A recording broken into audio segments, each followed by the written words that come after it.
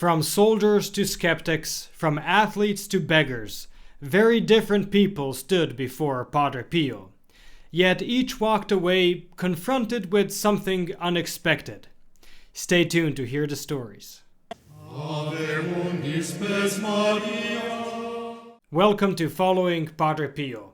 Whether you're joining us for the first time or returning, we're glad you're here. Today's story from Padre Pio's life may inspire you in ways you didn't expect. And if you haven't yet downloaded our new ebook on indulgences, you'll find a link in the description below. It will be available until the end of Lent. Before we continue, we want to express our heartfelt gratitude to those who already walked this path as protected children of Padre Pio. Your quiet faithfulness is a living reminder that spiritual family is real. And perhaps this message is meeting you at a moment when your faith feels tested, when the weight you carry is known only to God. Becoming a protected child of Padre Pio is not simply about supporting this channel. It's about anchoring your own spiritual life more deeply. It's about placing your intentions, your family, and your hidden struggles under his spiritual care and protection. Your name and intentions are remembered in regular holy masses. A blessed image of Saint Padre Pio and a certificate mark your place within this prayer family. You don't have to walk alone. Take that step today. Join us through the link below. Today I'd like to once again share some of the shorter, lesser-known anecdotes from Padre Pio's life. These stories are taken from Padre Pio, Heavenly Facts and Words of Wisdom by Giuseppe Cacciopoli. Let's dive right in. In 1944, Corporal Leo Fanning, an American soldier stationed in Cerignola, a town some 75 kilometers from San Giovanni Rotondo, decided to finally visit the Capuchin friar he had been hearing so much about. When he was introduced, Padre Pio looked at him and said, "Your name is not just Leo. Someday you will be Father Leo. You are to go to the altar of God.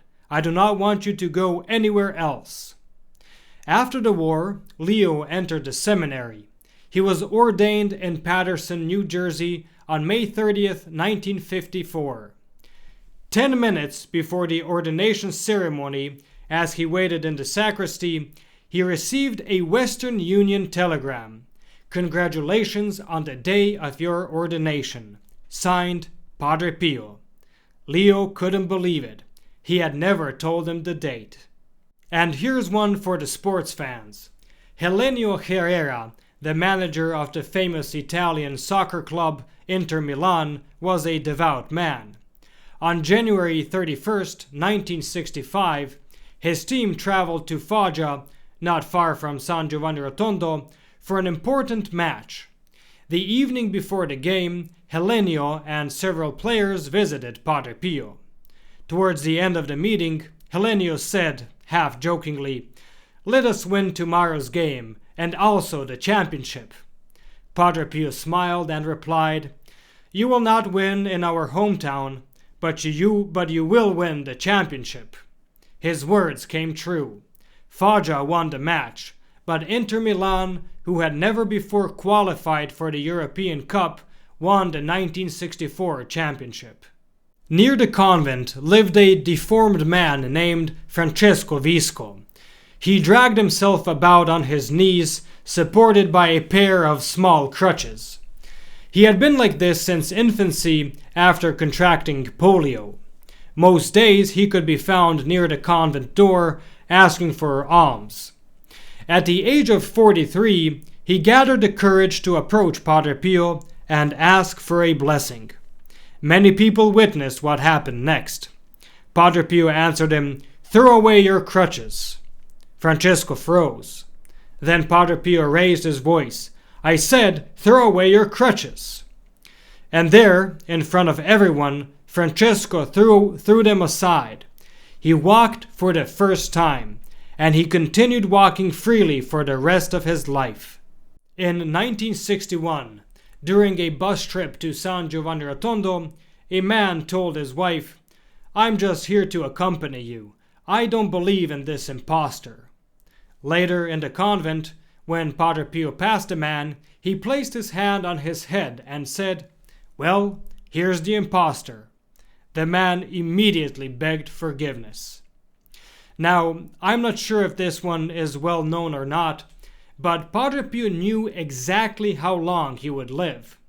Modesto Vinelli was a local photographer responsible for some of the earliest images we have of Padre Pio. He testified that in 1918, Padre Pio told him they still have 50 years ahead of them.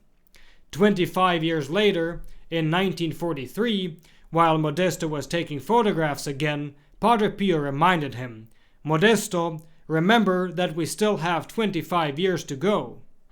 On September 20th, 1968, Padre Pio said to him, "Modesto, the 50 years are over." Padre Pio died 3 days later. And not only did he seem to know when he would die, but even how. Cleonicia Morcaldi, one of Padre Pio's closest spiritual daughters, once witnessed an exchange in the hallway. A woman pleaded, "Padre, heal me. I am always in the hospitals." Padre Pio replied, "My daughter, I was born sick. I have been sick all my life." Then, turning with a grin to a nearby friar, he added, "And I will die healthy." Padre Pio died in his chair of no specific illness. The wounds of the stigmata had completely healed. There wasn't even a scratch left from the wounds that had bled for 50 years. And finally, speaking of his death, Father Ambrogio once complained to Padre Pio, "We have very little breathing space. We hear confessions endlessly. We have to take care of so many requests, so many people asking for something." Padre Pio replied, "Wait until you see what will happen later on, after my death." How true those words became. Countless souls to this day have a devotion to Padre Pio and implore his intercession. And many, as testified even by viewers of this channel, have experienced his help. May we never grow tired of turning to him. And may Padre Pio, who continues to draw souls to God even after his death, intercede for us all. Thank you for watching. May Our Lady and Padre Pio bless you, and we'll see you in the next video.